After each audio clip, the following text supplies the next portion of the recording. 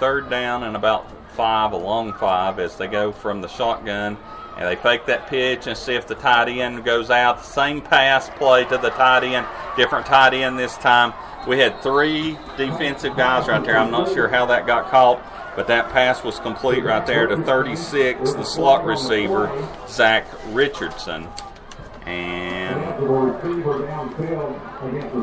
be enough, looks like, for a first down, unless the penalty. No, the penalty was against, the penalty was against Marion, ineligible receiver downfield. So when you run that play right there, that happens sometimes when it takes a little while for it to get drawn out.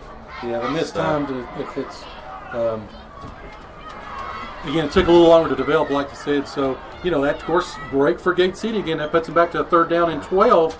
If we can make a stop here. Again, 2:13 left in the third quarter. It's 36-14, Marion. Yeah, they were looking for their wide receiver farther down the field, and they had to drop it off. It's lucky it didn't get intercepted right there, but he kind of lobbed it in to number 36. That would have been his first catch of the night, their backup slot receiver, Zach Richardson.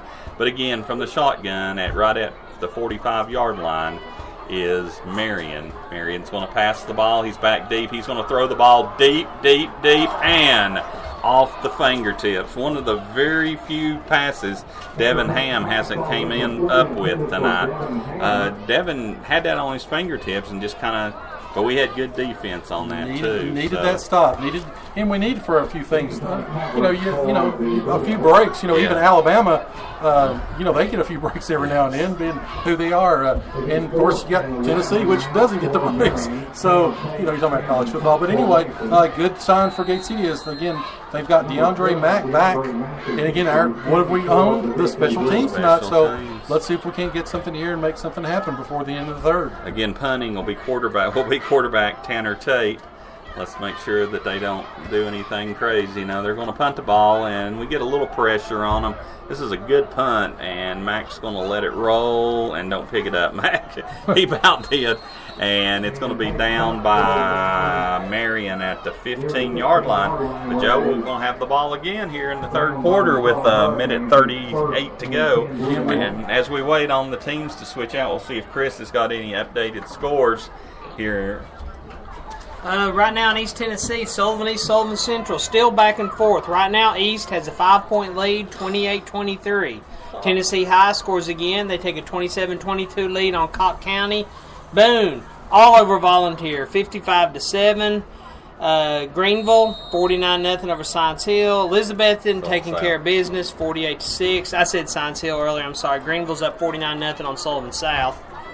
Science Hill up 10-3 on Hardin Valley. Unicoi 35-0 over Unaca. All I need is a Sullivan South touchdown to hit that one on the head. So. All right.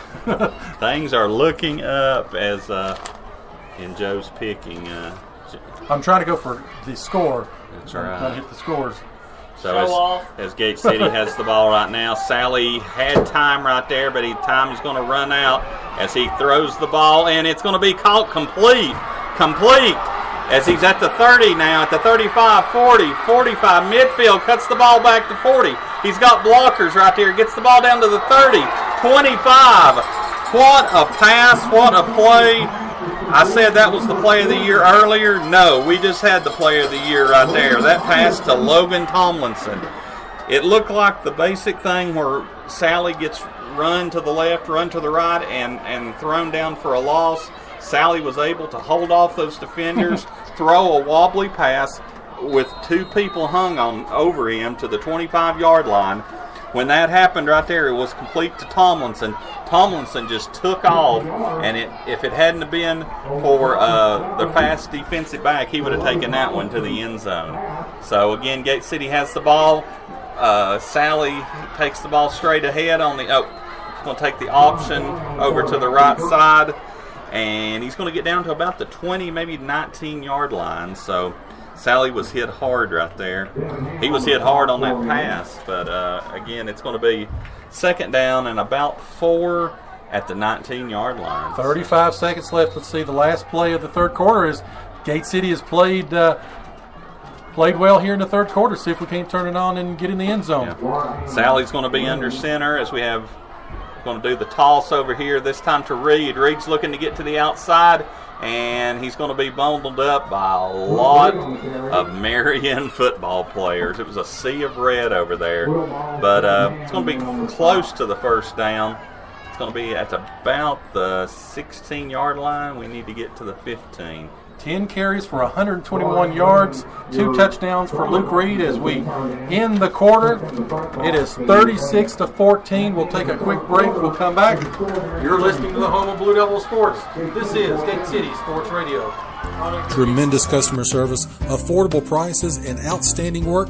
That's what you're going to find at State Line Collision. They take care of all your collision repair, body work, paint, and automotive needs for everyone in Southwest Virginia and Upper East Tennessee. And they want to take this opportunity to say thank you for the thousands they've been allowed to serve, and they look forward to serving the next thousands into the future. So if you've got a need, give them a call. 423-392-0828. Again, 423-392-0828. State Line Collision, proud supporters of Gate City Athletics.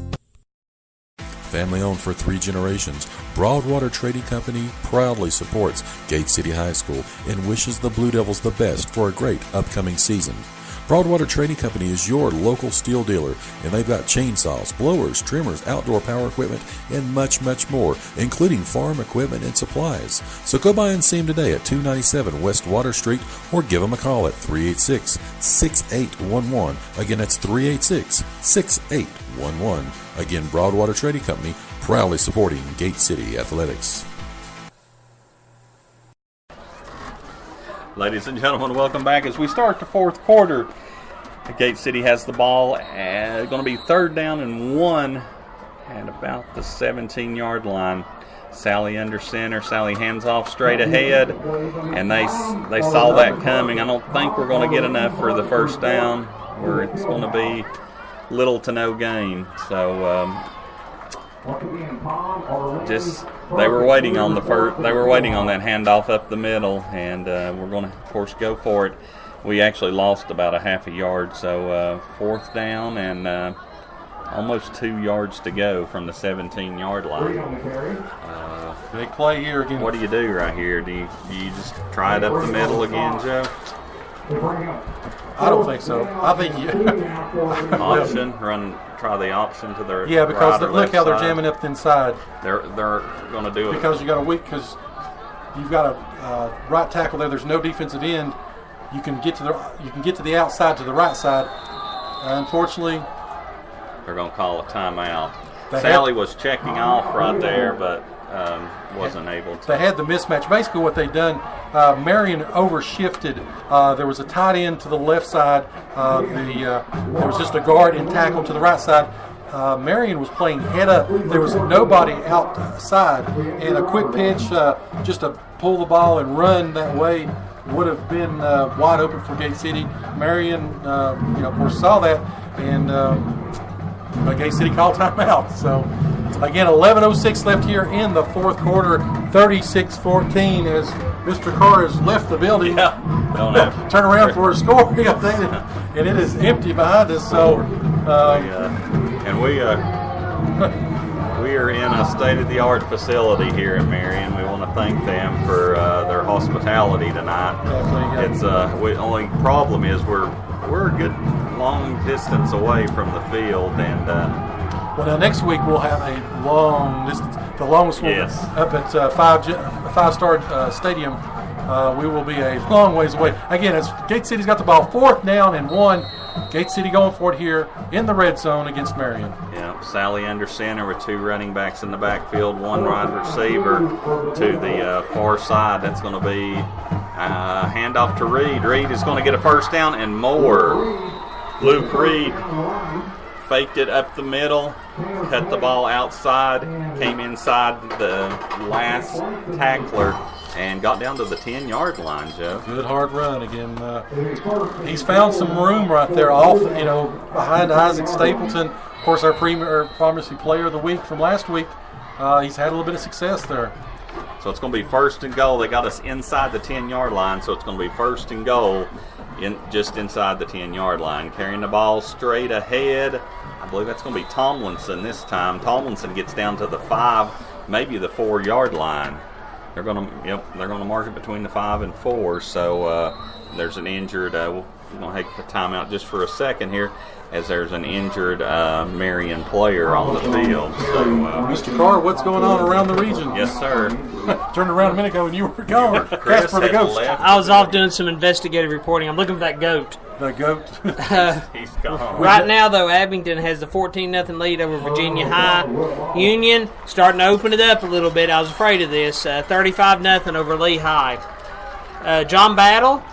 This one's a little bit of a surprise. I took Battle, but I didn't think it would be like this. 17-0 over Central. East Side 40-0 over Rye Cove. Richlands 21-0 over Tazewell.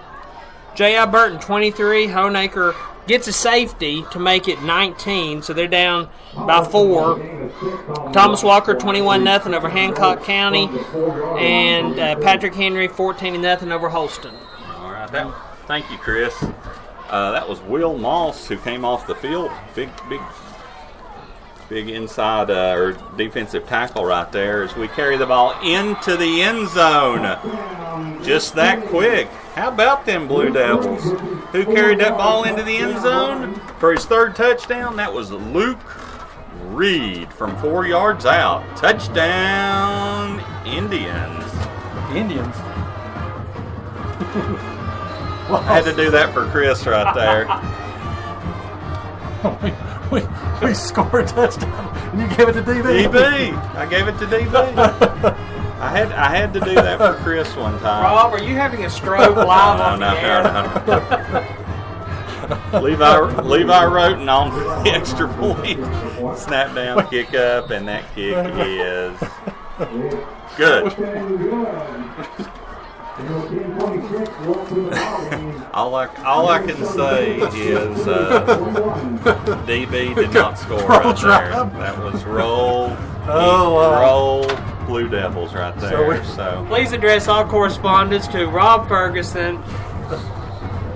Oh my goodness! But but we've got a 15-point ball game. 10:26 left here in the 4th quarter. A turnover, a stop, and here we come. Yes. You know, we putting pressure on Marion. You know, Marion was. We talked about that. You know, toward the end of the 2nd quarter, a little bit lax. You know, they had the ability. They had their foot on the throat. You know, they could have went for but Gate City has creeped their way back. It's 36-21. Hey guys, we have one final to report. Graham 50-13 over Lebanon, and that was just gone final. Another close one for Graham. The 49-point spread. I'm sorry, you Yes. should have took Lebanon. So we'll go for another onside kick. We'll see as they set it up. It looks like they're going to maybe come to the near side as we have a lot of our. It would be advantageous if we could again come to the short side, because Marion only has 4 defenders on this side. Everybody's stacked on the far side with Gate City's bench, but they just scooted a couple of them back as we punch it back, kind of almost a squib kick or a pooch kick, you might say. Great defense. They only had probably one person back past the 25-yard line, and he returns it. That was number 12 right there. Their kicker, Christian Hilton, I think is how you say his name, and he got the ball to the 25-yard line. But man, there was like 4 Gate City players right there. And it's good to see, Gate City with some fight. There was. You don't want to see, extra crick or a fight or something, but some pushing. I mean, Gate City's got some fight about them tonight. Again, here in the second half, it's 36-21. Can we get that stop? Can we get that elusive stop that we keep talking about? Something that keeps the momentum on the Blue Devil side. They're checking for blood on the jersey of their running back, Nick Reese. But yeah, that pooch kick right there was a good possibility. Oh, almost a fumble as the handoff comes, and Gate City is going to get there and take down number 24, Nick Reese. Everything is starting to give Gate City a little momentum as we hang in. You can tell Marion is getting a little nervous. They're not as crisp as they were. Of course, when you're up by 5 touchdowns and your other team hasn't scored, you're going to be a lot more laid back. But this is getting to be crunch time with 9:47 to go. It's going to be 2nd down and 12 after the loss on that play. Quarterback's going to